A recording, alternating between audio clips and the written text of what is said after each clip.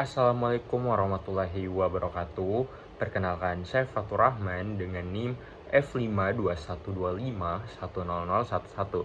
Di sini saya akan menjelaskan jawaban dari soal yang diberikan oleh Bapak dosen Rivial Azhar Eskom Mkom dengan mata kuliah Logika Diskrit subbab materi relasi. Baik, langsung saja masuk ke soalnya.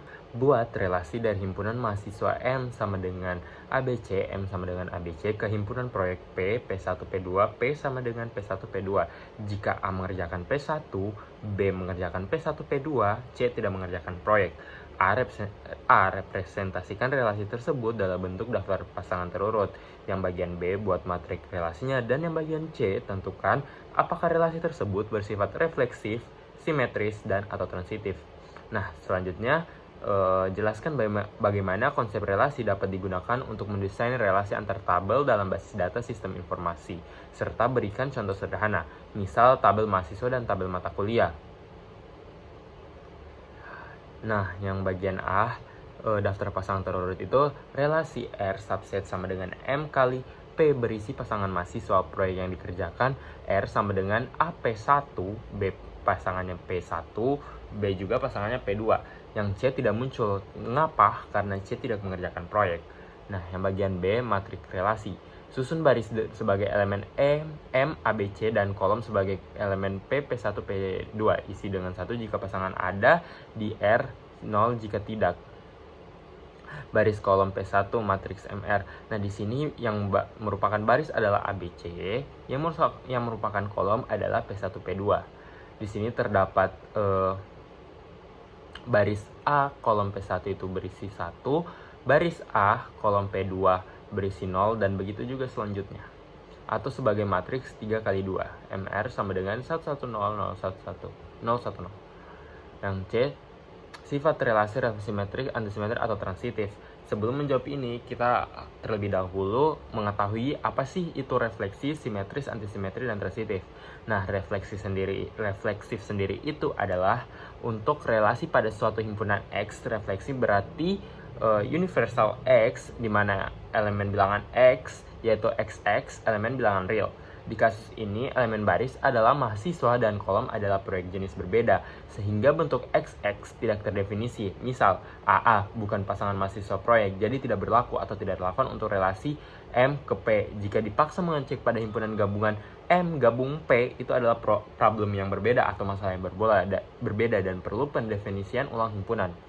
Selanjutnya, untuk simetris itu, yang dimana relasi pada X simetris berarti jika X, Y di mana bilangan elemen real, maka YX elemen real, karena elemen pertama berasal dari M dan elemen kedua berasal dari P. Pasangan balik P1 yaitu pasangannya A tidak masuk bentuk M kali P, jadi tidak berlaku atau tidak relevan di pengertian standar.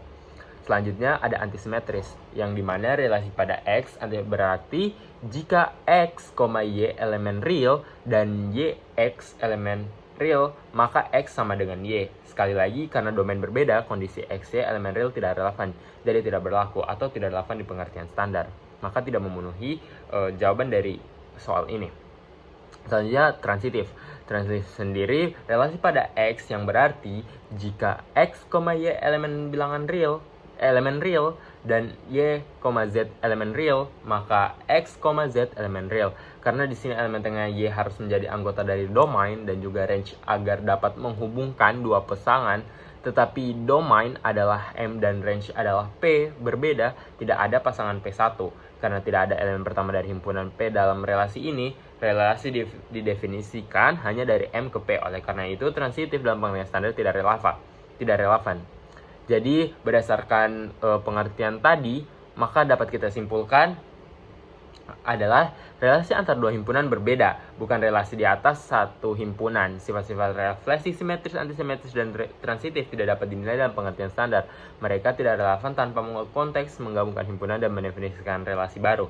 Maka jawaban dari soal ini, mereka bukan merupakan sifat dari keempat sifat relasi tadi.